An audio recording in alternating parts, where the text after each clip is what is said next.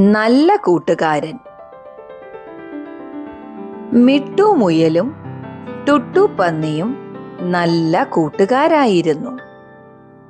മഹാകൊതിയനായിരുന്നു മിട്ടുമുയൽ. ഒരു ദിവസം മിട്ടുവും ടുട്ടുവും ഒരു വലിയ പേരമരം കണ്ടു. നിറയെ പഴുത്ത പേരയ്ക്കകൾ കണ്ട്, ഹയ്യടാ, നമുക്ക് ഈ പേരയ്ക്കകൾ മുഴുവനും പറിക്കണം, മിട്ടു ടുട്ടുവിനോട് പറഞ്ഞു.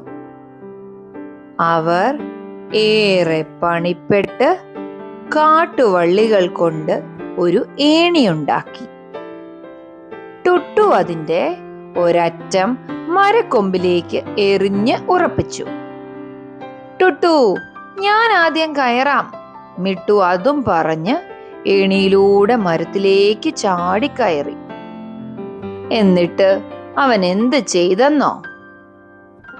ഏണി വേഗം മുകളിലേക്ക് വലിച്ചെടുത്ത് അതിലെ വള്ളികൾ അഴിച്ച് താഴേക്കിട്ടു. ഹി, മുഴുവൻ പേരയ്ക്കയും ഞാൻ തന്നെ തിന്നും, നിനക്കൊരെണ്ണം പോലും തരില്ല, മിട്ടു പറഞ്ഞു. അത് കേട്ട് വിഷമിച്ച ടുട്ടു അവിടെ നിന്നും പോയി. വയറ് നിറയെ പഴങ്ങൾ കഴിച്ചു കഴിഞ്ഞപ്പോഴാണ് മിട്ടു താഴേക്ക് ഇറങ്ങുന്ന കാര്യം ഓർത്തത്. അയ്യോ, ഏണി നശിപ്പിച്ചത് മണ്ടത്തരമായല്ലോ, മിട്ടു ചിന്തിച്ചു.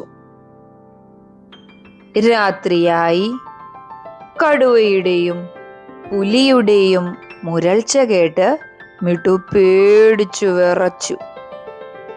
അവൻ മരത്തിലിരുന്ന് കരയാൻ തുടങ്ങി. അപ്പോഴാണ് ടുട്ടു ജംബോ ആനയുമായി അവിടെ എത്തിയത്. ജംബോ മിട്ടുവിനെ തുമ്പിക്കൈ കൊണ്ടെടുത്ത് താഴെ നിർത്തി. നീ താഴെ ഇറങ്ങാൻ കഴിയാതെ വിഷമിക്കുകയായിരിക്കുമെന്ന് കരുതി ടുട്ടു ആണ് എന്നെ വിളിച്ചു കൊണ്ടുവന്നത്.